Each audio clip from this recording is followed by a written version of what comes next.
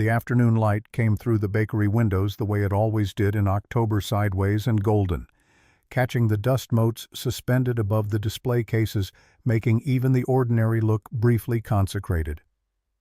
Ember and Crumb sat on the corner of Harlow Street, and forth the kind of small business that survived in a changing city, not because it was trendy, but because it was true. The floors were original hardwood dark with decades of foot traffic. The glass cases held things made by hand. The smell was butter and brown sugar, and something underneath both of those things that had no name but felt like childhood. Nora Harlan sat at the corner table by the window, the one with the iron legs and the small nick in the tabletop edge that she had traced with her fingernail every time she came here, which was not often enough. On the table in front of her sat a white cake, not large, not decorated beyond a smooth layer of frosting, with 22 candles arranged in 2 neat rows. They were lit. They had been lit for approximately 4 minutes. The wax was already beginning to run. She did not blow them out. The chair that would have sat across from her had been pushed against the wall by the previous occupant, and no one had moved it back. Nora had not asked them to. The space felt accurate. It matched the interior of the afternoon, which matched the interior of the year, which matched, if she was being honest with herself in the way she rarely allowed, the interior of the 4 years that had preceded this birthday, and the 4 that had preceded the accident that had made the word birthday feel different in her mouth. Heavier like a stone she kept swallowing. Her phone sat face up on the table beside the cake. The notification had arrived at 11:47 that morning, while she was in the accessible shower of the Harlan estate, running hot water over shoulders that still held tension, the way old wood holds water completely stubbornly without visible sign. The notification was from her bank. A transfer of $5,000 from the Harlan Family Trust, initiated by Aldous Harlan, CEO of Harlan Systems, majority shareholder of 4 subsidiary companies, and categorized last on a list that had once appeared first, her father. The memo line read, "Happy birthday, Nora." There was no message. There was no call. The candles continued to burn. She was 22 years old. She had been in a wheelchair for 4 of those years following a collision on the interstate outside of Raleigh on a Friday night in November, when a man named Douglas Greer, who had a blood alcohol level of 0.19 and a suspended license he had not mentioned to the rental agency, ran a red light at 63 miles per hour and took the front third of her car with him through the intersection. She did not remember the impact. She remembered the moment before it, the particular green of the traffic light above her, a song on the radio that she had been about to turn off because she did not really like it, but had left on anyway because she was tired and the drive was long and making decisions felt like too much effort. She remembered the decision not to decide. And then she remembered the ceiling of a hospital room, white and institutional and absolutely still, and a doctor's voice explaining that her spinal cord injury was complete at the T11 level, which meant translated out of clinical language and into the language of a person who was 22, and had not yet finished understanding what her body was capable of, that she would not walk again. Her father had been in that hospital. She knew this because Geraldine, the day nurse, who had become something like a confidant over the 10 weeks of Nora's inpatient rehabilitation, had mentioned it once quietly in the way people mention things they think you already know. "Your father was here every night the first week," Geraldine had said, adjusting the IV line, not looking up.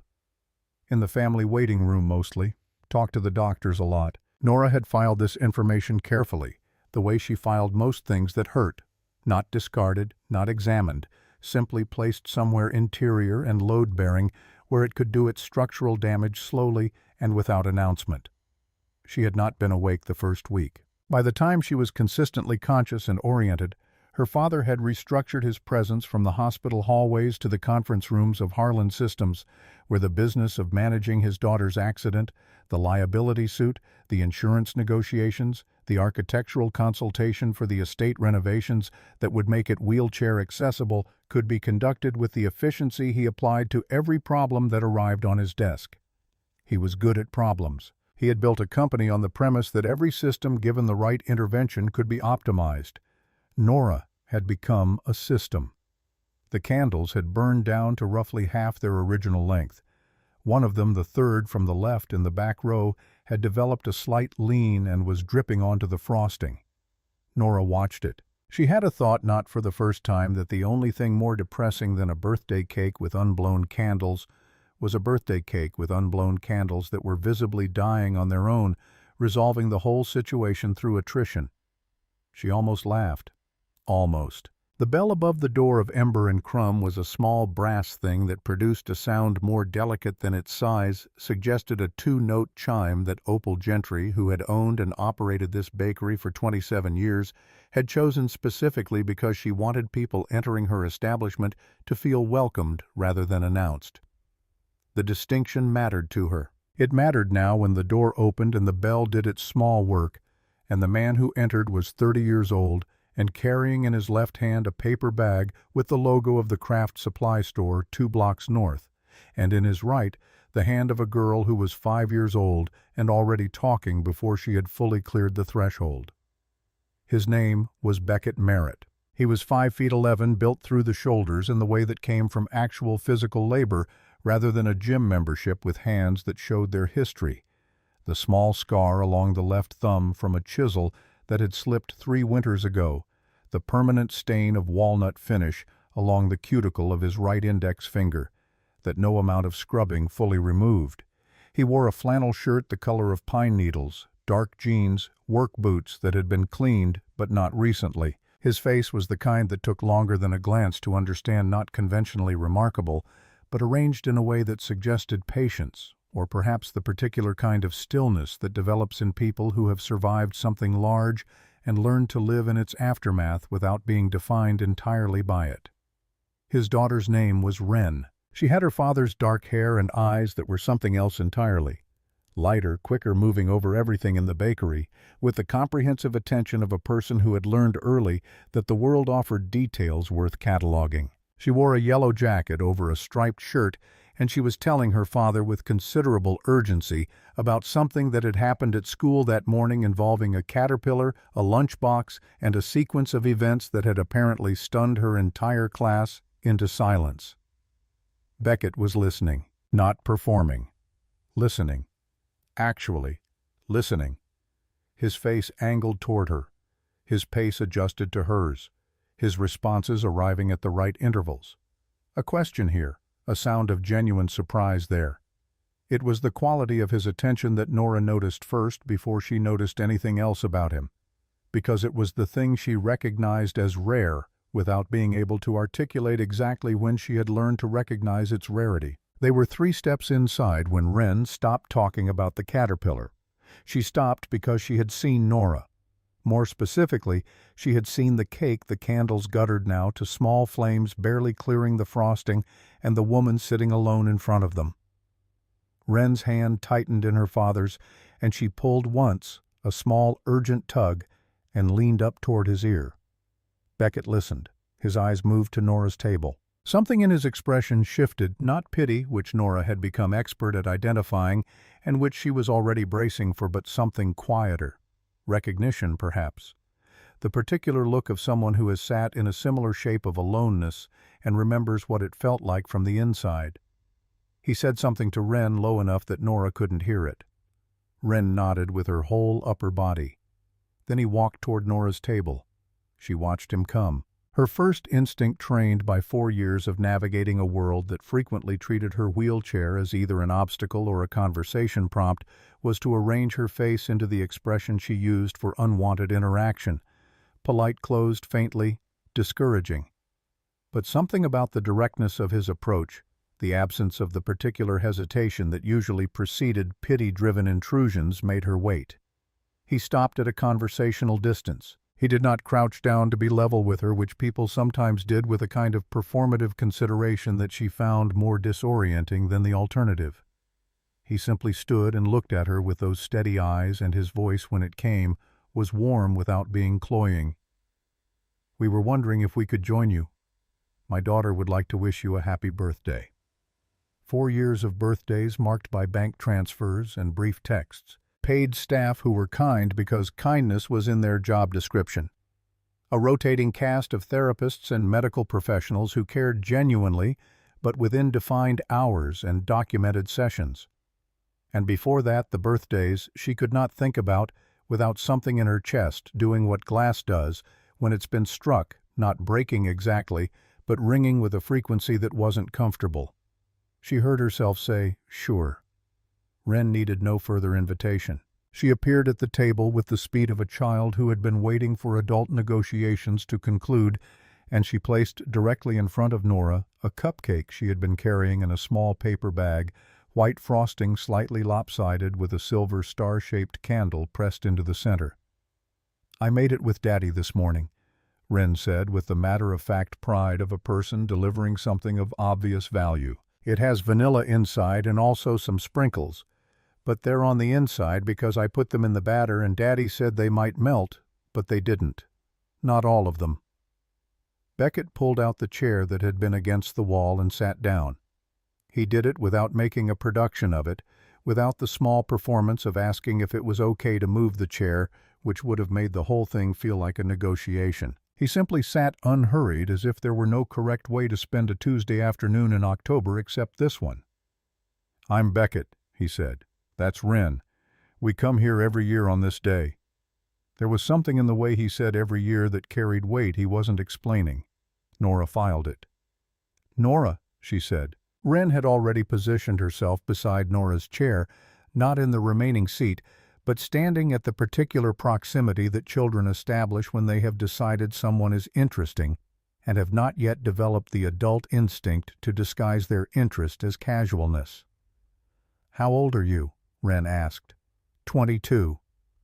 Wren considered this with appropriate seriousness. "That's a lot of candles," she said, looking at the cake where the 22 candles had now burned themselves to stubs, several having gone out on their own. "Did you make a wish?" "Not yet." Wren looked at her father. Something passed between them, the kind of wordless communication that develops between a parent and child who have spent significant time alone together learning each other's frequencies. Beckett reached over and relit the remaining candles with a lighter from his jacket pocket, the cheap kind from a gas station dented at one corner. He did not explain why he had a lighter. He simply lit them all the way around with the focused attention of someone performing a task that mattered. When he finished, the cake was lit again. The wax was newer now, or at least the flames were, and Wren began to sing in the slightly off-key soprano of a child who has not yet learned to modulate for an audience unself-conscious and therefore perfect. Halfway through the second line, Beckett joined her, his voice a low baritone that had no particular beauty but a great deal of sincerity, and together they filled the small corner of ember and crumb with enough warmth to make Opal behind the counter look up from her work and simply stand still for a moment. Nora closed her eyes. She had not made a wish on a birthday candle since she was 18 before the accident, before the year she had spent at the University of North Carolina studying art history, before an interstate intersection rearranged the entire topography of her future. She made one now. It was small. It was, in fact, embarrassingly small for a wish, the kind of thing that should have been a given that in another life would have been too ordinary to articulate. She wished not to be alone anymore. Not in the way she had been. Not in the managed, compensated, professionally staffed way that was loneliness dressed in cashmere. She blew out the candles. In the weeks that followed, the three of them developed something that did not have a name in the early stages and did not need one. They met at Marsh Creek Park on Saturday mornings, where the path along the water was wide enough for Nora's chair and where Wren had discovered on their second visit that the particular stretch of bank near the old oak had ducks that were willing to be bribed with the end pieces of the bread loaf that Beckett always forgot to eat before it went stale. Wren would narrate the duck interactions with the comprehensive detail of a naturalist who had not yet been taught to abbreviate. Beckett would listen and occasionally contribute a question that made Wren's eyes go wide with the realization that there was more to consider. Nora would watch them and feel something happening in her chest that she did not immediately have language for. Beckett's workshop was a converted space behind a row of older buildings on the east side of the city, a former machine shop that he had taken on 5 years ago when the rent was low enough to be possible, and the bones of the building were good enough to be worth the work. He had told her about it on their third meeting at the park, not describing it as an achievement but as a place the way people describe places they have inhabited long enough to understand. The smell of walnut and cherry wood in the mornings, The way the light came through the south-facing windows in winter, low and long, making everything cast shadows that helped him see the grain of the wood more clearly. The workbench his own father had built, which he had moved to 3 different cities before it finally stopped moving. He did not talk about Anna often. When he did, it was in the way that Nora would come to recognize as his particular style of grief. Not the raw, destabilizing kind, but the kind that had been carried for long enough to have been smoothed by handling. He spoke of her the way you speak of a place you loved, and cannot return to with warmth, with loss, with the particular peace of someone who has stopped fighting the fact of an absence and learned instead to live in its shape. Anna Merritt had been a kindergarten teacher at Millbrook Elementary. She had believed with a conviction that Beckett described as both charming and occasionally inconvenient, that every child who walked into her classroom was capable of more than they or anyone else had yet imagined. She had painted the walls of their apartment, their first apartment, the one in Durham before everything, with murals. Enormous, sprawling murals of forests, where the trees had faces, where the paths led somewhere the painter had not yet decided. She had been pregnant with Wren when the complications began, and she had faced them with the particular courage of someone who has made a decision and intends to keep it regardless of what the circumstances say about the wisdom of that decision. She had not survived the delivery. Wren had. And Beckett had stood in the hallway of Durham Regional Medical Center at 3:17 in the morning and understood in the full and crushing way that understanding sometimes arrives not gradually but all at once, like a structural failure, that everything that came next was going to require him to be 2 things simultaneously broken and present. He had chosen every day since to be both. He did not tell Nora all of this at once. It came in pieces, the way true things do, fitted into the spaces of conversations that were ostensibly about other things, about Wren's recent obsession with origami, about the dining table he was building for a client in Raleigh, about the particular difficulties of working with figured maple, which was beautiful but unforgiving. Nora found herself telling him things in return. This was not typical for her. She had a therapist doctor, Cassandra Webb, who was excellent at her work, and for whom Nora had enormous professional respect and almost no emotional access. Their sessions were productive in the clinical sense. She could discuss the accident without dissociating. She could name her grief without being submerged by it. She had learned over 4 years to speak about her life with the controlled fluency of someone who has rehearsed difficult material until it could be delivered without breaking. What she could not do in those sessions was surprise herself. With Beckett, she was frequently surprised.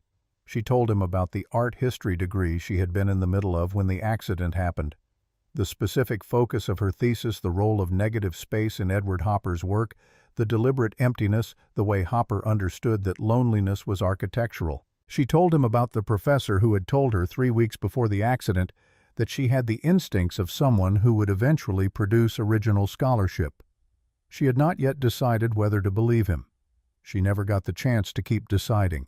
She told him about waking up in the hospital, not the medical facts she could recite, those cleanly had recited them to more people than she could count, but the specific quality of that first conscious morning. The ceiling, the sound of the ventilation system, the understanding which had arrived before any doctor explained anything that something fundamental had changed, and the person she had been making plans for was a different person than the one who would have to make new ones. Wren, with the impeccable timing of children, would interrupt these heavier moments at exactly the right intervals, dragging Nora into whatever game or observation or urgent question had captured her attention. She wanted to know if Nora could reach the highest branch of the oak by the creek if she stood on her wheelchair. She wanted to show Nora the origami crane she had made from a piece of paper she found in her father's truck. She said with the earnest gravity of a person who has considered the matter carefully, "I think you're going to be one of my best friends, Miss Nora. I've decided." Nora looked at this 5-year-old who had decided and felt something move in her chest, like water under ice, not breaking through yet, but present, pressing alive. One afternoon 4 weeks after the birthday, they were at the coffee shop on Prescott Street that had become a secondary location for their increasingly complicated map of regular places, and Wren was absorbed at a corner table with a new origami book that Beckett had produced from the paper bag. The craft store bag she realized now that he had been carrying the afternoon they met which meant he had planned to give it to Wren that day, which meant October 14th was a day he prepared for. She filed this too. Beckett was watching Wren work, and Nora was watching Beckett watch Wren, and then he looked up and caught her watching, and for a moment neither of them looked away. The coffee shop went on being a coffee shop around them, the espresso machine, the low music, the two women by the door laughing at something on one of their phones. None of it mattered particularly. His hand moved across the table. His fingers barely touched hers, just at the edge, a contact so restrained it could have been accidental, except that nothing about Beckett Merritt was accidental. "I want you to know something," he said, his voice low enough that it was only for her. "Wren and I aren't here because we feel sorry for you. We're here because you make our days better. Both of us. You make us better." Nora's eyes filled. She did not try to hide it, which was itself unusual. She had become practiced at the strategic management of her own emotional responses, the careful calibration of what she permitted to show. But something about the plainness of what he had said, the absence of performance in it, made the management feel like the wrong response. "I don't know how to do this," she said. The words came out smaller than she intended. "Neither do I," Beckett said. "But I think we could figure it out. If you want to." She wanted to. She was aware with a clarity that she usually only experienced in retrospect that she wanted to very much. What she did not know, what neither of them knew yet, was that on that same afternoon in a high-rise office 11 blocks north, a man named Aldous Harlan was sitting behind a desk the size of a small country and reading for the second time a report prepared by a firm called Vantage Investigative Solutions, whose letterhead featured a small eagle and the tagline, "Clarity. Discretion. Results." The report was 43 pages long. It contained, among other things, the name Beckett Merritt, his age, his address, his business registration documents for Merritt Custom Woodworks, his annual reported income for the previous 3 tax years, a summary of the circumstances of his wife's death, a note on page 31 that Merritt had a minor daughter in his sole custody, a series of photographs taken at distances that suggested the photographer had not wished to be observed of Beckett and Nora at Marsh Creek Park, at the coffee shop on Prescott, at Ember and Crumb. In several of the photographs Nora was laughing. Aldous Harlan had not seen his daughter laugh in 4 years. He had not, if he was being accurate, seen his daughter at all in any meaningful way in 4 years, not because he was absent from the same building, but because he had learned in the weeks after the accident that looking at Nora required looking at what had happened to her, which required looking at what he had failed to do about it, which was nothing, which was the whole of his failure.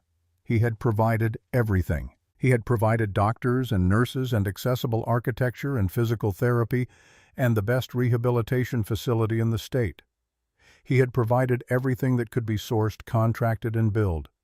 He had not provided himself. He understood this in the same way he understood other things he had no intention of changing, clearly distantly with the practiced remove of a man who had learned to treat his own emotional life like a subsidiary that was underperforming but not yet worth restructuring.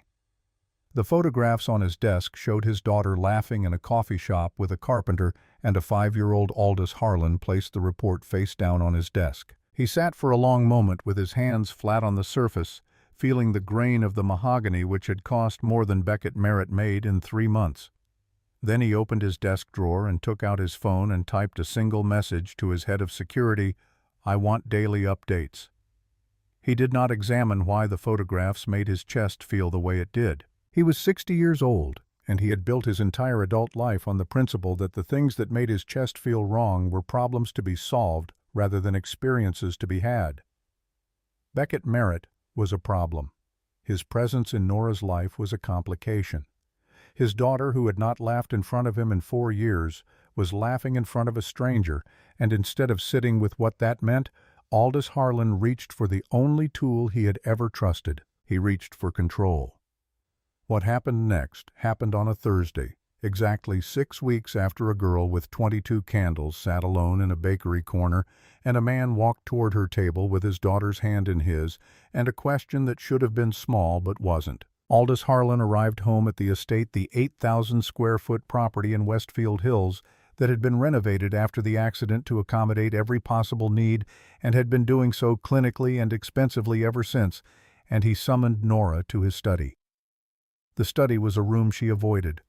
It smelled of leather and old paper and the particular atmosphere of rooms that have been used for decades to make decisions about the world without the world being present to weigh in. The monitors on the wall displayed real-time market data. The shelves held business texts and a single framed photograph of Aldous' late wife Miriam, which faced the window rather than the desk, as if she were looking out rather than in. Nora wheeled into the room and stopped in the middle of it where the Persian rug ended and the hardwood began, and looked at her father, who was standing behind his desk with his jacket still on, which meant he had not been home long, which meant this conversation had been scheduled before he arrived. He did not offer her a seat she was already in. He looked at the tablet on his desk and then at her, and when he spoke his voice carried the particular register he used in hostile situations controlled, measured the vocal equivalent of a door that is very firmly closed. "You will end your association with the Merit Man, immediately. I won't negotiate on this." Nora heard the words. She processed them, and then, with the same clarity that had visited her in the coffee shop, the clarity of knowing what she wanted, which had been so long absent from her life that it felt almost foreign. She felt something that was not quite anger and not quite grief, but was made of both of them shaped into something harder. "The Merit Man," she repeated. Her voice was quiet. The quietness was not calm. Aldous moved on. He was presenting the situation as he had assessed it: a working-class individual with limited means and significant circumstantial motivation proximity to a vulnerable young woman with access to a substantial family trust. The conclusions were obvious. The protective course of action was obvious. He would handle the legal dimension if necessary. "He doesn't know about the trust," Nora said. Aldous continued as if she had not spoken. "I've never mentioned it," Nora said. "His daughter decided I was going to be her best friend because she thought I was alone at my birthday. That was the entire basis of the conversation." Aldous looked at her for the first time since she had entered the room. The look was the one she remembered from her childhood, not unkind but assessing. The look of a man who is reviewing information to determine its accuracy rather than receiving it to understand another person. "You've been isolated," he said. "You don't have the context to evaluate." "I have been isolated," Nora said, and the words came out with an edge that surprised even her. "I've been isolated for 4 years, in this house, which you filled with every possible professional and not yourself. So perhaps don't cite my isolation as a reason to trust your judgment about what's good for me." The silence that followed had a texture to it. Aldous Harlan had not in 60 years been spoken to this way by his daughter. He had also not in 4 years spoken to his daughter about anything that was not logistical or administrative or filtered through the professional buffer of her care team. They had lost the practice of each other. They were standing or sitting in the ruins of a relationship that had once been something else, and neither of them had the architecture for what came next. "If you continue this," Aldous said, "I'll take legal action. I'll pursue a claim that he's in proximity to you under false pretenses. I'll bury his business in litigation he cannot afford to defend." His voice did not rise. It was worse that it didn't. "Is that what you want for him?" Nora sat in the center of the room in the wheelchair that had been the axis of her life for 4 years and felt the trap. She knew with the absolute certainty of someone who had spent her childhood watching her father operate that his threats were not bluster. Aldous Harlan had destroyed people with more resources than Beckett Merritt using less motivation than this.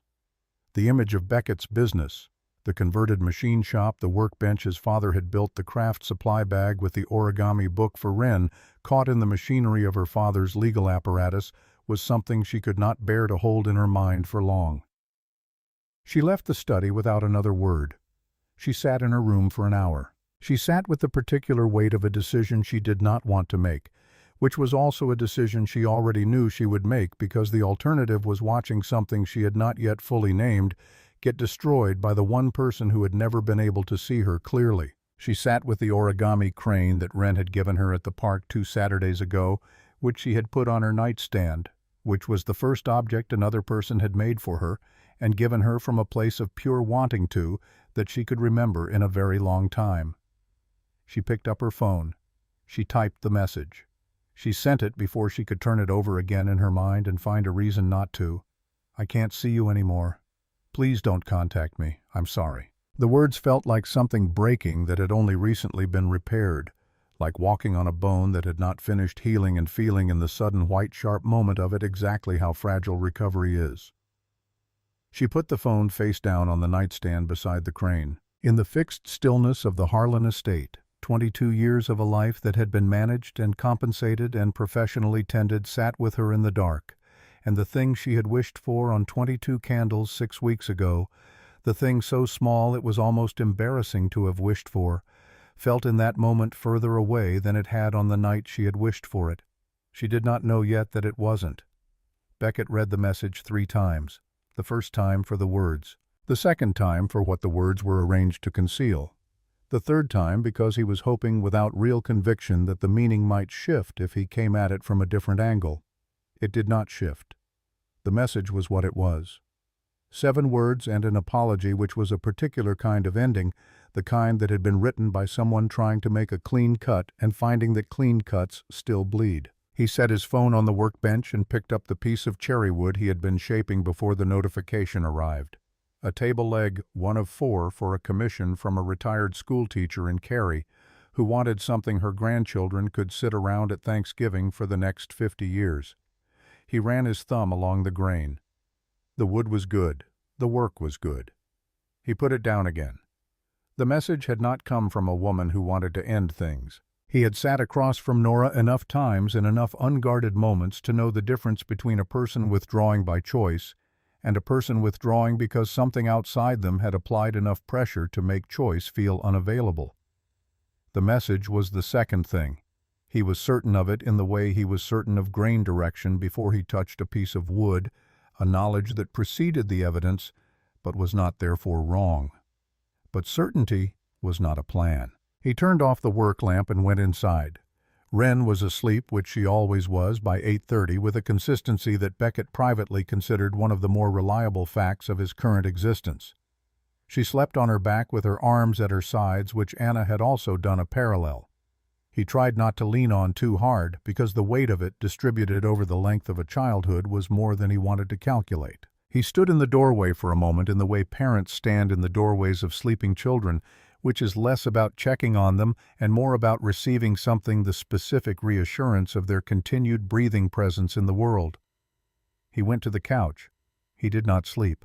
In the morning, Wren came downstairs in her socks and her pajamas with the small foxes on them and found him sitting at the kitchen table with a cup of coffee that had gone cold still in his work clothes from the night before. She climbed into the chair across from him and looked at him with the level, undeflected attention that was one of her primary characteristics. She had never learned the adult habit of looking sideways at difficult things, and Beckett had, with full awareness of the irony, been doing nothing to teach her.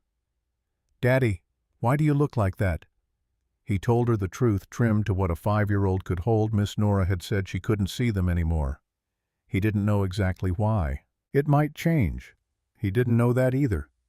Wren processed this with the gravity she brought to things that deserved it. She was quiet long enough that the refrigerator cycled on and off in the silence. Then, "But she loves us. I know she does. She smiles different when she sees us.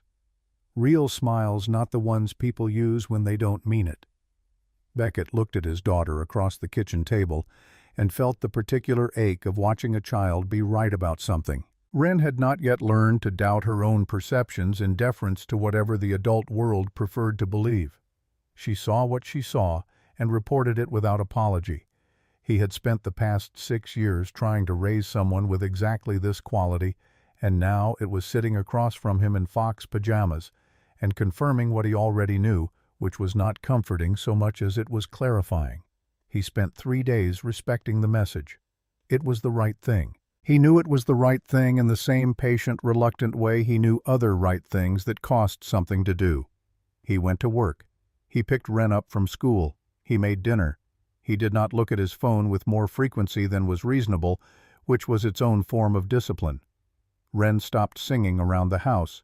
She did not announce this or comment on it. It simply happened the way light changes in a room when a cloud passes over the sun. Not dramatic, just a shift in the quality of what was present. She colored at the kitchen table in the evenings and asked her father twice whether he thought Miss Nora might change her mind, and both times he said he didn't know, and both times she accepted this without argument, which was somehow harder to witness than an argument would have been. On the fourth day, Beckett was picking Wren up from her after-school program when she asked from the back seat in the careful voice she used when she was working up to something she wasn't sure how to say, "Daddy, is it because we're not rich?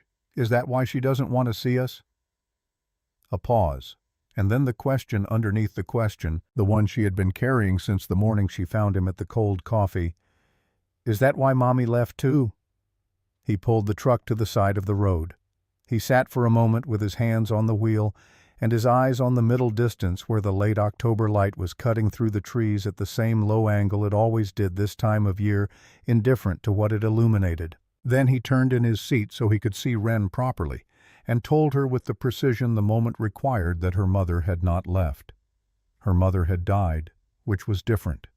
Different in every way that mattered, and the most important difference was that dying was not a choice, and leaving was, and Anna had never chosen to go anywhere that didn't include the people she loved.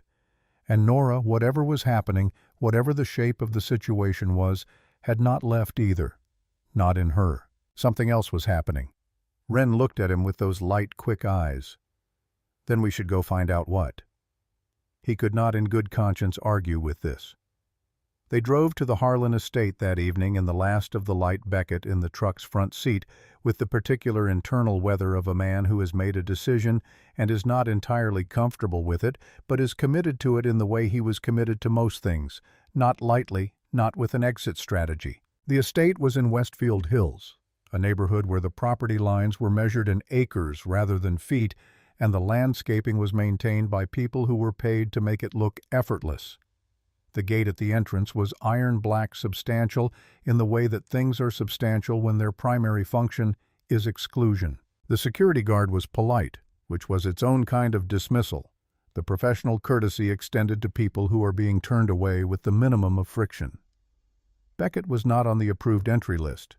He had not expected to be. He thanked the man and pulled the truck to the side of the drive just outside the gate, where the iron bars were spaced wide enough for a 5-year-old to press her face between them. Wren called for Nora. Her voice carried across the property in the evening air with the particular carrying quality of children's voices which cut through the ambient world without effort. She called 3 times, and then she called again, and then she stood with her small hands wrapped around 2 of the iron bars and said to whatever distance held Nora, "Miss Nora, we miss you. Daddy said to respect what you asked, but I'm only 5 and I don't think that rule applies to me yet. Please come back." On the second floor of the main building behind glass, a figure appeared in the window. Beckett saw it before Wren did the shape of a person in a wheelchair at the window's edge, not fully visible, as if someone had come close to something and then stopped. He did not wave. He did not perform the moment for whoever might be watching. He stood with his hand on Wren's shoulder and let his daughter's voice do what it was doing, which was being true, which was the only useful thing available. What he did not know, could not see from the driveway, was that Aldous Harlan was standing at a different window on the same floor. The CEO of Harlan Systems, who had negotiated acquisitions worth hundreds of millions of dollars, who had restructured companies and redirected markets and operated for 3 decades on the principle that every situation had a leverage point, if you were patient enough to find it. This man was standing at his window watching a carpenter stand at his gate with his 5-year-old daughter. And something in the image was doing something to him that he did not have the vocabulary for and would not, for some time, be willing to examine. Beckett was not demanding. He was not performing. He was just standing there, hand on Wren's shoulder, waiting, not with the waiting of someone who expects to get what they came for, but with the waiting of someone who has decided that showing up is the point, regardless of outcome. Aldous had spent 40 years in rooms where everyone was waiting for something from him, waiting to leverage his attention or his capital or his influence, and he had become very good at identifying the angle of every approach. There was no angle here. That was what confounded him. He turned away from the window before he had to name what he felt. Beckett drove Wren home. She fell asleep in the back seat before they reached the highway, as if the expenditure of that much hope had simply used her up, and he drove the rest of the way with the sound of her breathing and the highway lines passing under the truck, and the night doing what nights do when you are in the middle of something you haven't resolved. The next morning he drove to Ember and Crumb. He went there because it was the beginning of the thing, and when you cannot move forward and cannot stand still, you return to the place that held the beginning, so you can think about what comes after it. Opal Gentry was behind the counter when he arrived, as she always was in the mornings, doing the methodical work of a person who has organized her days around the same good tasks for long enough that the tasks have become a form of devotion. She was 65, with white hair worn up in a clip, and reading glasses that she moved constantly between her face and the top of her head depending on what required focus. She had been watching Beckett and Nora for weeks, with the quiet attention of someone who runs a place where things happen and has learned to distinguish the things that matter from the things that just take up space. She put a cup of coffee in front of him without being asked, and then she came around from behind the counter and sat across from him, which she had never done before, and looked at him with the reading glasses on her face rather than her head, which meant she wanted to see him clearly. "You look like a man who drove somewhere last night and it didn't go the way he thought," she said. He told her. Not everything enough? Opal listened the way she made coffee with full attention and without interruption, and when he finished she was quiet for a moment, turning her coffee cup in a slow circle on the table. She had known Aldous Harlan for 30 years. Not well. They had been in proximity to each other through the early years of his career when he was building Harlan Systems from a 2-person operation in a rented office, and she was running this bakery, and the neighborhood had been the kind of neighborhood where people knew each other's names because they needed to, rather than because they chose to. She had watched him become what he was, which had taken in her accounting approximately 15 years, and cost him approximately everything that wasn't the company. "He wasn't always the way he is now," she said. "People talk about Aldous Harlan like he was made cold. He wasn't made, he got there, and most of the distance was covered before that girl was ever in that accident." A pause. "He lost his wife 6 years ago, Miriam. They were one of those couples that run so deep in each other that when one goes, the other doesn't know which direction is up anymore. He kept functioning. He'd built his whole identity on functioning. But something went out." Beckett listened without speaking. "The accident gave him something concrete to manage," Opal continued. "He's good at managing. He's not good at the other thing. And I imagine standing next to that girl looking at what happened to her felt like standing next to the clearest possible evidence of everything he'd already failed to prevent." She looked at Beckett steadily. "I'm not defending him. I'm explaining the terrain. You strike me as a man who needs to understand the terrain before he decides what to do about it." Beckett looked at the coffee cup and then at the window and then back at Opal. "When Anna died," he said, and the name came out with the particular weight of a word that has been carried for 6 years without becoming lighter. "I wanted to stop. Not in a way I would act on, but in the way of wanting the world to pause long enough for the inside of me to catch up to what had happened. I had Wren, so I couldn't stop. But I understand the instinct to run toward the thing you can control." Opal nodded. "The difference between you and Aldous," she said, "is that Wren made staying necessary. Nora never could make herself necessary to him in the same way. She was too much like Miriam, and looking at her was too much like looking at the loss." The information rearranged itself in Beckett's understanding. He was not a man who easily reconfigured his positions, but he was a man who respected evidence, and evidence was what Opal had given him, not the exculpatory kind that let Aldous off the hook, but the explanatory kind that changed the dimensions of the problem. This was not a story about a cold man protecting his property. This was a story about a frightened man who had never learned to be afraid and present at the same time. Beckett had learned that. He had learned it in a hospital hallway at 3:17 in the morning 6 years ago, when Anna did not come back from the delivery room and Wren did, and he had stood in the corridor understanding that everything that came next was going to require him to be two things simultaneously broken and present. He had chosen every day since to be both. It had not been a dramatic choice. It had been the ordinary daily choice made in the kitchen and the workshop and the truck and the school pickup line, accumulating into something that looked from the outside like strength but was from the inside simply the refusal to let grief be larger than his daughter's need for him to show up. He drove to the Harlan estate that afternoon with Wren, and the sequence at the gate repeated itself: the polite security guard, the iron bars, Wren's carrying voice in the autumn air. But something was different about his own internal weather. He was not there to retrieve something. He was there because showing up was what you did when you understood the terrain. You showed up and you let the other person see that you were not going anywhere, and you let that be what it was, which was either enough or it wasn't. On the second floor, Nora appeared at the window again, this time fully visible. She sat in the frame of it looking down at the driveway, and even at that distance Beckett could see the quality of the looking, the particular expression of someone watching something they want and cannot at present reach. Her hands were in her lap. She was not moving toward the window or away from it. She was simply present in it, suspended between the thing she was afraid to lose and the thing she was afraid to choose.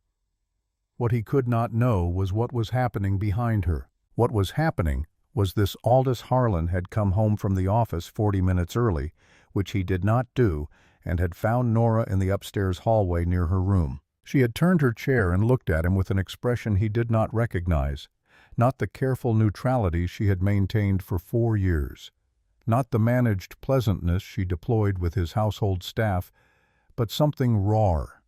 The expression of a person who has been sitting with an injury and has stopped pretending it isn't one. He had looked at her. She had looked at him. And in that hallway, with the afternoon light coming through the east-facing windows at an angle that made even the expensive ordinary look briefly sacred, something cracked in the careful architecture of their mutual avoidance. He told her it was for her protection. He told her that she had been sheltered, that her understanding of the situation was incomplete, that he had information she didn't have and was acting on her behalf. He said the words he had prepared because Aldous Harlan prepared for conversations the way he prepared for acquisitions, thoroughly and with predetermined outcomes. Nora let him finish. Then, "You watched me sit alone in that bakery on my birthday?" Her voice was absolutely level. "I know you were there. One of the kitchen staff mentioned seeing your car. You sat outside and watched through the window, and then you drove away and you let me sit there alone, and now you're telling me you're protecting me from the man who decided I shouldn't be alone." Her hands folded in her lap. "I'm not naive, Dad. I'm lonely. There's a difference, and I need you to understand that the thing you're protecting me from is the only thing that has made the last 6 weeks feel like I'm living in my own life." Aldous stood in the hallway. He held the things she'd said the way you hold something whose weight you were not prepared for, not dropping it, but not pretending it was light either. That was when the sound of Wren's voice came through the window, clear and carrying and entirely certain, saying Nora's name into the early evening air like it was a fact that needed confirming. Aldous watched his daughter move toward the window. He watched her face change, watched the suspended quality give way to something more urgent, more pained, and he recognized what he was watching because he had felt it himself once, before he had learned to bury it under the management of everything else. He was watching his daughter choose between what she loved and what she was afraid to lose. And the choosing was costing her, and the cost was visible in every line of her face, and it was costing her because of him. He left the hallway. He did not go to his study. He went to his wife's room, the room that had been Miriam's, and that he had not significantly changed in 6 years, because changing it had seemed like a concession he wasn't willing to make to the fact of her absence. He sat in the chair by her window, the one she had used to read in, and he sat there with the lights off and the darkening sky outside and the distant muffled sound of Wren calling for Nora from the gate. He had a photograph on Miriam's nightstand, not the framed one in his study that faced the window, a different one, smaller, in a plain wooden frame that Nora had made in a high school craft class and given to him for Father's Day when she was 15. In it, he and Miriam were at a picnic table somewhere, he could not now remember where, which bothered him more each year, and they were both laughing at something outside the frame, and Nora, who must have been 13 or 14, had caught them in the middle of it. It was the only photograph he had of himself laughing in the last decade. He picked it up. He looked at it in the failing light with the reading glasses he never let anyone see him wear. He looked at the man in it who was 44 and laughing at a picnic table, and felt the distance between that man and the one sitting in this chair like a measurement he did not want to take but could not stop himself from taking. Miriam had told him many times, and with the gentle persistence that was her preferred form of honesty, that he worked too much. Not as criticism as information offered, because she understood him well enough to know he needed things stated plainly to act on them. She had been right, as she had been right about most things, and he had not acted as he had not acted on most of the important things she had tried to tell him until acting was no longer an option. He set the photograph down. He sat in the dark of her room and thought about Beckett Merritt, not the 43 pages of the Vantage report, not the income figures and the business registration and the annotated photographs. He thought about the gate, about a man standing with his hand on a 5-year-old's shoulder, not demanding anything, not performing, just present, waiting with the particular patience of someone who had decided that showing up was the point regardless of what showing up produced. Aldous had spent 40 years in rooms with people who wanted things from him. He had become fluent in the language of angles and leverage and positioned patience, the waiting that was really a form of pressure.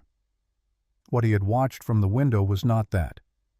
What he had watched was a man who had driven to a gate that kept him out and stood there anyway, not because he expected it to open, but because leaving was not something he was willing to do. Aldous understood in the particular way that understanding arrives when you have been avoiding it long enough that your avoidance mechanism finally exhausts itself, what that cost. He understood it because he had once been a man who stayed. Before the company became the company. Before Miriam's absence created a vacuum he had filled with work, because work was the only thing that didn't require him to feel the shape of what was missing. He had a decision to make. Not the one about Beckett Merritt. That decision had already been made for him by a 5-year-old at an iron gate, and a daughter who had looked at him in a hallway with the expression of someone who had stopped pretending. The decision was about what came next. Whether he was going to continue in the direction he had been traveling for 6 years, which was away from everything that cost him something to feel, or whether he was going to do the thing that Beckett Merritt apparently did without calculation or strategy, turn around and go back. He sat with this for a long time. Outside the gate was empty now. Beckett had taken Wren home because that was what you did when it was a school night and the gate didn't open, and you had a daughter who needed dinner and the story about the rabbit and someone to perform the flashlight inspection for the specific monster under the left side of her bed. The driveway was dark. The estate was quiet in the way that large, expensive spaces are quiet when they are doing exactly what they were designed to do, which was insulate the people inside them from the world outside. Aldous looked at the photograph one more time. Then he set it down, took off the reading glasses, and made a decision that had no leverage point and no optimized outcome and no prepared language. Only the plain intention of a man who had finally arrived at the end of what running could accomplish. He would go to her. Not tonight. Nora was at her window watching a driveway, and the conversation they needed to have required more than a hallway and a closed gate between them.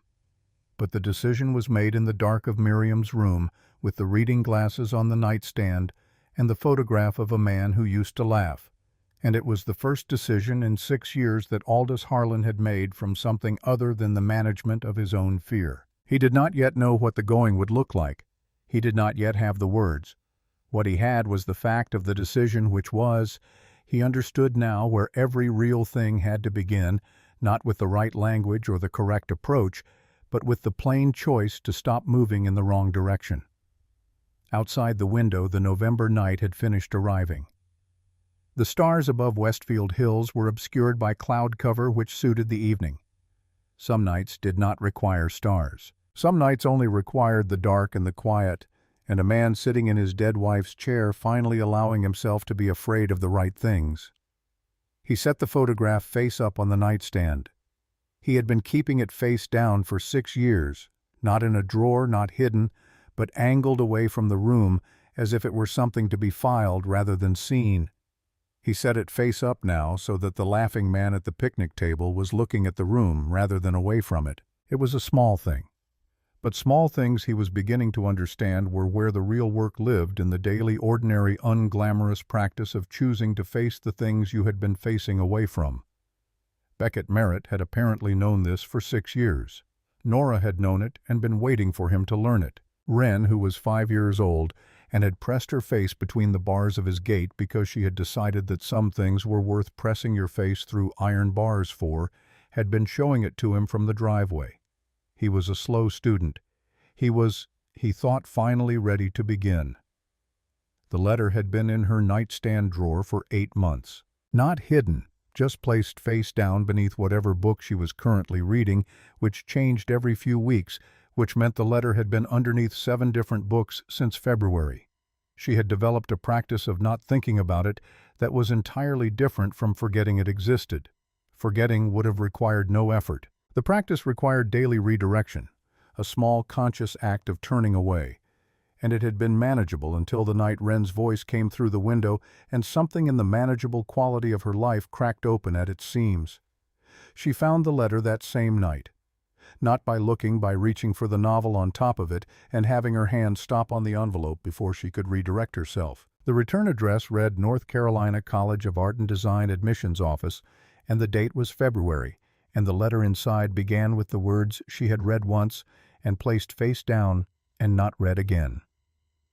Dear Ms. Harlan, it is with great pleasure that we offer you admission to our graduate program in Art History and Visual Studies. She had applied in October. She had been accepted in February. She had declined in February in under 10 minutes, which was how she knew the decision had come from fear rather than reason. The things she made from fear were always fast. She had told herself the campus was too large, the apartment situation too uncertain, the logistics of a life outside the estate's organized accessibility too complicated to hold alongside the wanting. What she had not told herself, because telling yourself true things required a particular courage, she had been rationing carefully, was that she had declined because she did not yet believe she was worth the complication. She sat with the letter in her lap for a long time. She thought about Beckett, who had told her she made his days better in the plain voice of a man who meant exactly what he said and nothing more elaborate. She thought about Wren pressing her face between iron bars, because she had decided at 6 years old that some things were worth pressing your face through iron bars for. She thought about 8 months of placing things face down under other things and calling it living. She went to find her father. He was not in his study. The study was dark, the monitors off, for once the leather chair empty. She found him in Miriam's room, which she had not entered in 3 years, and which he was sitting in with the lights off, and the small lamp by the door casting its amber light across his face when she turned it on. He was wearing reading glasses she had never seen him wear in front of anyone.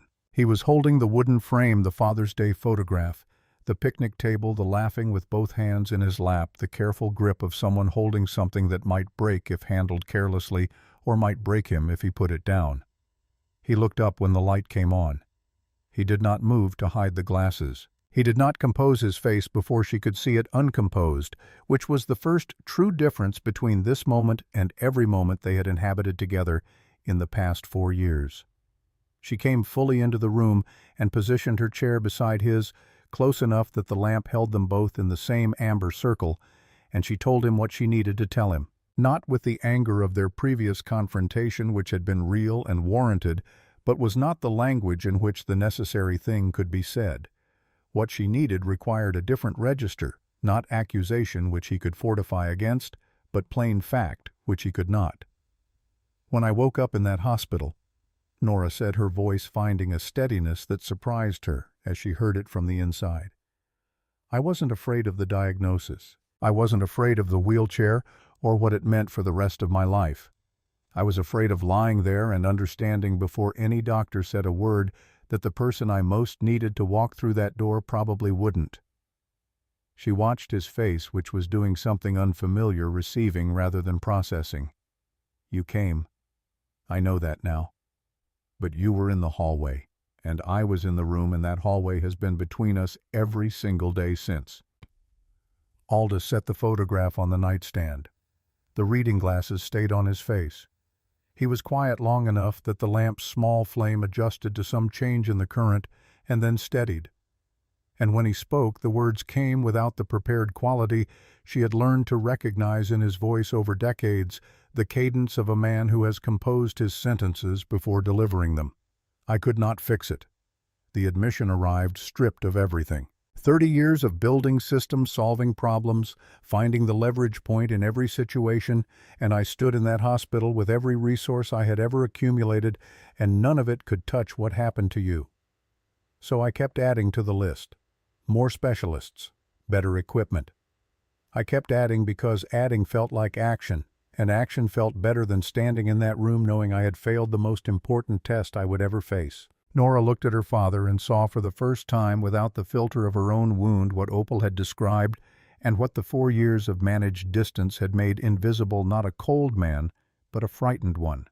Not a man who had stopped loving her, but a man who had translated that love into the only currency he had left when the real currency of presence became too costly to spend. "I know why," she said. "I've known for a while, but knowing why doesn't close the hallway, Dad. The hallway is still there." He nodded without argument, which was itself a form of change. Then she placed the acceptance letter on the arm of his chair. He looked at the return address. She watched him reconstruct the timeline, when she had applied, when she had been accepted, when she had declined, and she watched him understand what the 8 months between acceptance and this night said about the interior of the life he had been managing from a distance. He picked the letter up. He read it with the reading glasses still on his face, carefully, in the way he read documents that required full attention. When he set it down, he reached into the inside pocket of his jacket, which was hung over the back of the chair, and produced a folded piece of paper. He unfolded it and held it in the amber light, and she saw architectural drawings, floor plans with accessibility notations, doorway measurements, the specific turning radius of a standard wheelchair marked in precise increments along a corridor. At the top of the drawings, in small institutional type, North Carolina College of Art and Design, Visual Arts Building, Accessibility Renovation Phase 2. She stared at the drawings. She looked at her father. "The school contacted me about a facilities donation the same month your declination was processed," he said. "I made the donation contingent on specific improvements. I didn't tell you because I knew how it would appear: another transaction, another problem managed from a distance, his money instead of himself showing up again." He refolded the drawings along their original creases with the deliberate care of a man performing the last small task before saying the hardest thing. "I couldn't fix your spine. There was a door I could fix. So I fixed the door and said nothing and watched you decline a letter you had earned, and I have been sitting with that for 8 months. The door he had fixed in secret, with no announcement, no leverage, no visible return on investment. The one action in 4 years that had looked nothing like the management of a problem, and everything like the love of a father who had lost the language for love and was trying in the only dialect still available to him to say something true. Nora felt something release in her chest that had been structural for a long time. Not collapsing, releasing the way a door opens when the right key is finally used. She crossed the small distance between them and put her arms around her father, and he held on with the urgency of someone who has been waiting for permission and is not going to spend a single second of it cautiously. His voice against her hair, rough and unmanaged. "I am sorry, Nora. I have carried the sorry for so long it stopped feeling like a feeling and became something I simply lived around. But I am sorry. For the hallway. For every day the hallway cost you." She did not say it was fine. It wasn't fine, and he didn't need the false comfort of hearing that it was. She said, "I know, Dad, I know." And that was the beginning of the architecture of something that might, with daily practice and time and the ordinary work of showing up, become enough. She left the estate 40 minutes later. The rain had started while she was in Miriam's room, a steady November rain, cold enough to feel serious, the kind that soaks through a jacket in 3 minutes and does not apologize for it. She did not go back for a heavier coat. She pushed her chair through it, her arms working the wet wheels, the effort of the incline settling into her shoulders with the specific weight of physical work that has a destination. She was not performing the rain. She was simply moving through it because the thing she was moving toward was more important than being dry. Opal had left the door unlocked. The sign in the window read, "Closed," but the latch gave when Nora pulled, and the bakery inside was dim and warm, the display case lights making the glass glow the overhead ones off the space existing in the comfortable in-between of a place that never fully releases its welcome. Opal was at the back counter with a mug and her crossword, which she did in pen, and she looked up when the door opened and took in the wet hair and the damp jacket and the wheel tracks on the hardwood floor without comment. She retrieved a towel from behind the counter, a real towel cotton warm from the folded stack, and wrapped it around Nora's shoulders. Then she went and put the kettle on because some forms of care are best expressed through the reliable preparation of something warm. Beckett and Wren were at the corner table. The corner table with the iron legs and the nick in the edge, the same table where 22 candles had burned themselves to stubs on a Tuesday in October, the table that held the beginning of all of it. They had come back here after the gate, which Nora would learn later from Beckett, because when you cannot move forward and cannot stand still, you return to the place where the thing started, and you wait on the chance that the thing knows to find you there.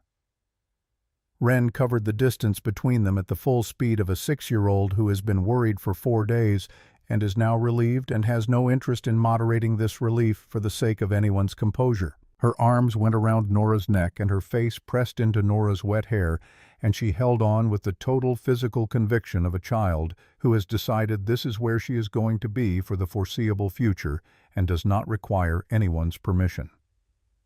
Beckett stood. He crossed the room at his own pace, the unhurried walk of a man who has learned that arrival matters more than speed. He stopped in front of her and looked at her face in the way he always did, comprehensive, undeflected, wanting to see all of it. Then he reached down and took her hands from her lap, where they had retreated in the automatic self-containment she defaulted to under pressure, and held them in his. His hands were warm, rough at the knuckle, entirely steady. "You're soaked," he said. "I'm choosing." The words arrived steadier than the interior of her felt, which was its own form of courage. "For the first time in 4 years, I'm choosing. You, Wren, whatever we're building. My father can do whatever he decides to do, and I will deal with it, but I am done letting someone else determine what I'm capable of wanting." He held her hands and looked at her, and his eyes were wet, and he made no attempt to address this. "Then we deal with it together. That is the only plan I have, and it is the only one I need."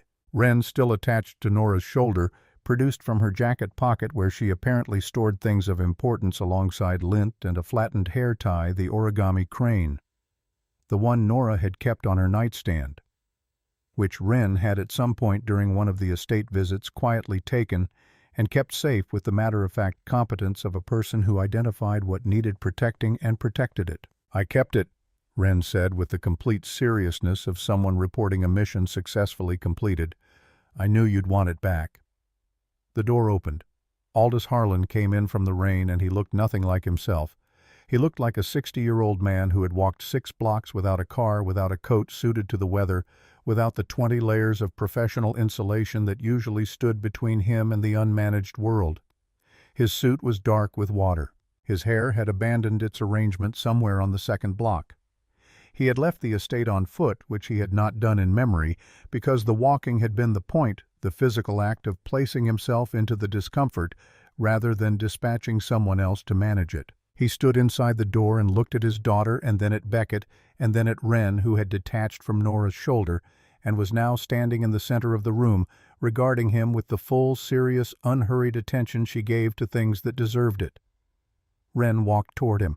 She stopped at a reasonable distance and looked up at him with the expression she wore when she was delivering information she considered important and wanted to be certain was received correctly. "You're her daddy," she said, her voice carrying the particular weight of a child being entirely literal.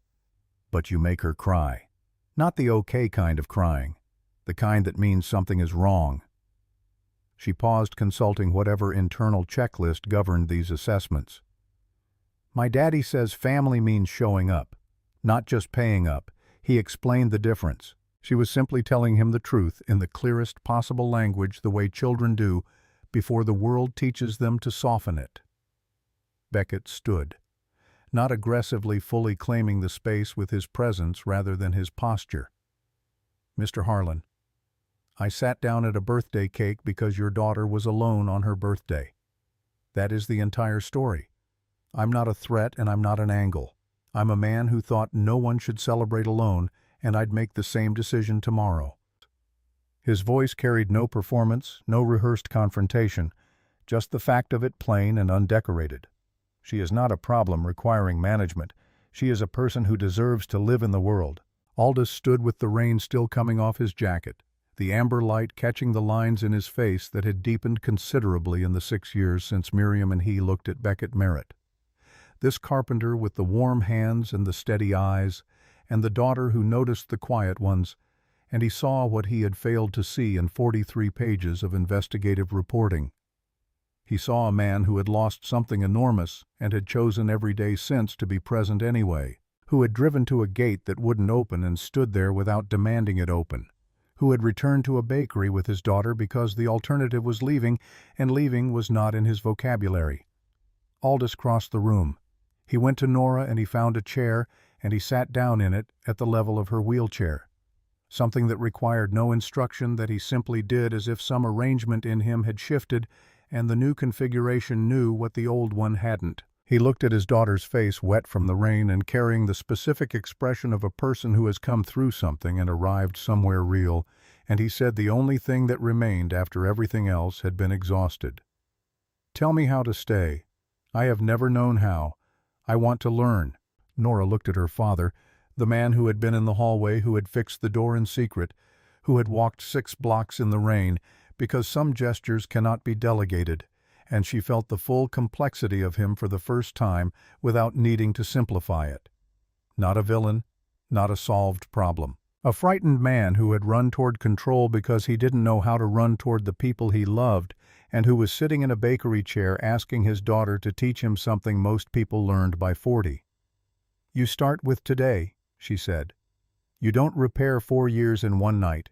You show up today and then tomorrow, and you keep doing it until it becomes who you are instead of something you're trying to be."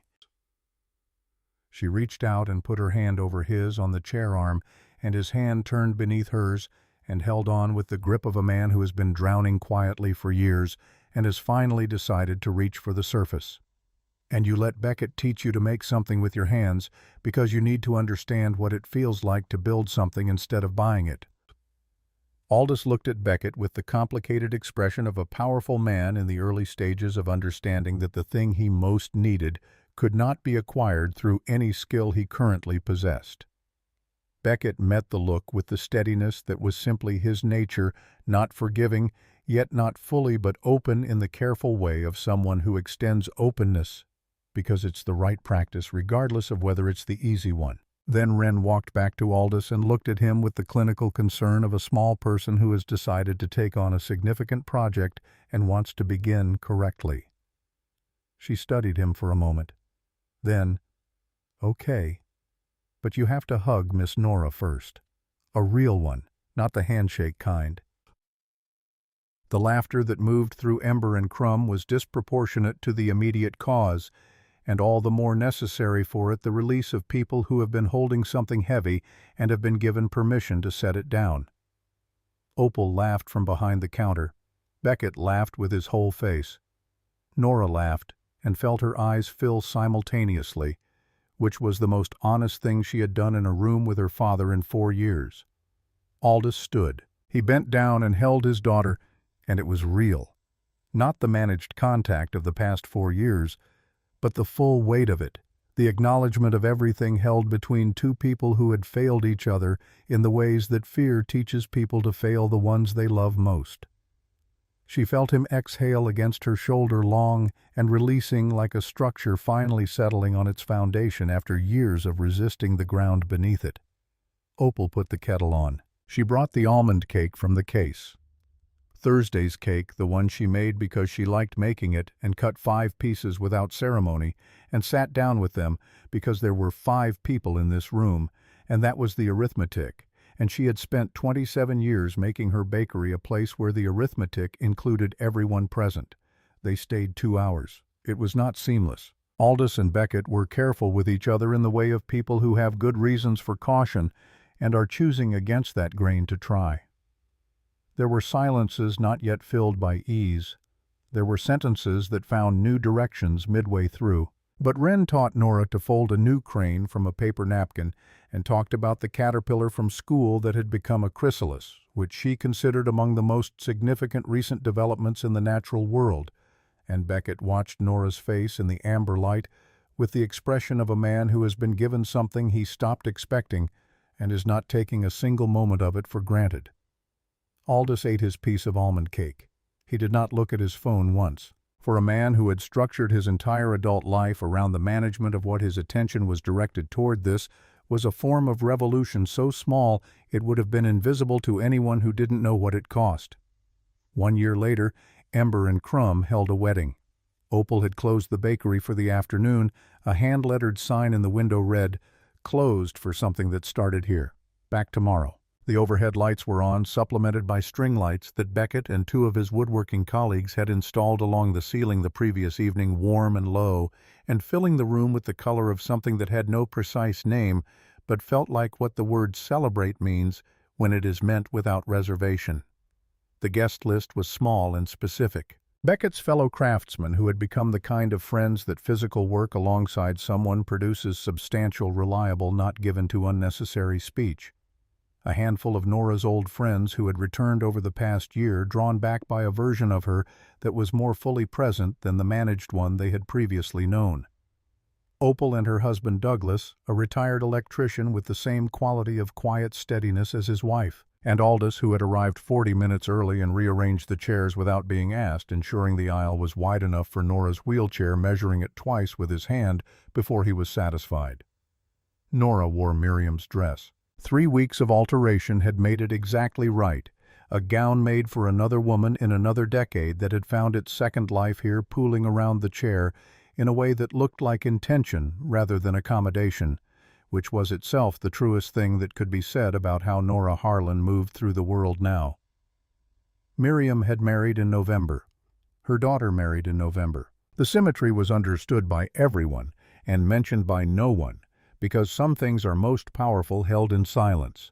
Wren wore yellow, her sole and non-negotiable aesthetic contribution, and carried her basket of white flowers with the gravity of someone performing a sacred function, which was exactly what she believed she was doing. She had practiced the walk for 2 weeks. She had explained to Beckett on multiple occasions that the flower girl set the emotional tone for everything that followed, and he had agreed with full sincerity because he suspected it was probably true. Aldous walked beside Nora's wheelchair down the aisle. Not behind it, pushing beside it, his hand resting on her shoulder at the angle that had developed naturally over 12 months of physical therapy, attended exercises, assisted the daily practice of proximity that had rebuilt imperfectly and durably what the hallway had dismantled. His eyes were wet before they reached the front of the room. He did not manage this. Beckett was waiting near the counter where Opal had stood for 27 years, and his face, when Nora came into his full view, was the face of a man receiving something he had stopped expecting the world to offer. Not surprised, because he had shown up at the gate and returned to the bakery and sat in the dark and chosen every day to keep going. But the arrival was still something. The arrival was always something. Opal officiated with a single piece of paper she didn't consult once. She spoke about beginnings, about how this room had been a beginning twice, first on a Tuesday in October and now on a Saturday in November, and about how everything they were celebrating had been built from one question and one answer, and nothing more elaborate than that. Beckett held Nora's hands in both of his. His vows were not long. He had written them in the workshop on a Thursday night in the yellow lamp circle, and they carried in them the specific texture of words composed in honest solitude. Nora, you've taught me that showing up isn't the heroic thing, it's the ordinary thing. The daily thing that becomes who you are if you do it long enough. I promise to do the ordinary thing every day for every year. I promise to see you, not your limitations. I promise to push when you need pushing and step back when you need space, and never once confuse taking care of you with deciding for you. Nora had written hers in the new apartment near the college, the one with the wide corridors and the kitchen counter at the right height, and the east-facing window that caught the morning light at the angle Hopper would have recognized immediately. She had written them with the acceptance letter on the desk beside her.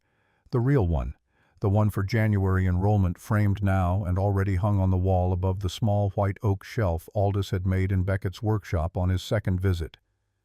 It was not technically accomplished work. The proportions were slightly uneven, the finish rougher than it should have been. It was the first thing he had ever built with his hands, and it held the origami crane and the Father's Day photograph and the acceptance letter, and it was the most important piece of furniture in the apartment. She said, "Beckett, you and Wren didn't wait for me to be ready. You sat down at my table before I knew I needed anyone to. You gave me something I had stopped believing was available, the experience of being seen without being fixed. I promise to keep choosing this. Every day. I promise that the ordinary thing will be enough, because the ordinary thing is the whole of everything." Wren, who had maintained professional composure through the vows with considerable effort, could not hold it through the final sentence. She cried in the specific way of a 6-year-old trying not to cry and failing, which produced a sound that broke the sacred moment into something better. Pure relief released as laughter, filling the room with the particular joy that only arrives when the tension of the long road finally resolves. Aldous laughed. The same laugh from the photograph, the unguarded one, the one from the picnic table, the one Miriam had caught when he didn't know he was being seen. It arrived from somewhere below the architecture of the life he had built on top of it, and it was real, and Nora heard it and recognized it from childhood, from before everything, and felt the distance close in a way that no single gesture could have accomplished. Later, after the music had wound down and the guests had moved toward the door, and Opal was beginning the familiar closing work of her bakery, Beckett wheeled Nora outside for a moment of air. The November night was cold and clear. The street quiet in the way streets go quiet after 10, and the stars were visible in a way they rarely were in the city, some accident of atmosphere and cloudlessness that had temporarily cleared the usual veil. He brought a piece of wedding cake. He handed it to her with the deliberate quality of someone performing a ritual that had accumulated meaning since the first time it was performed. "No one should eat cake alone," he said. And the 6 words carried in them the full distance from that Tuesday afternoon in October to this Saturday night in November, the whole geography of what had been lost and found and built and chosen.